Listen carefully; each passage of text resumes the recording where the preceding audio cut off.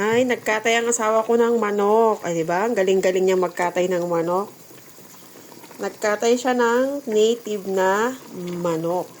Yun naman ang aming ulam for this night. Ayan. Ayan, di makita masyadong sa video. Masyadong mausok. Ayun.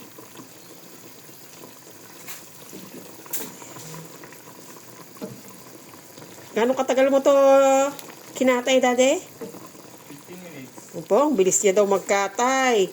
5 minutes niya lang daw ito tinanggalan ng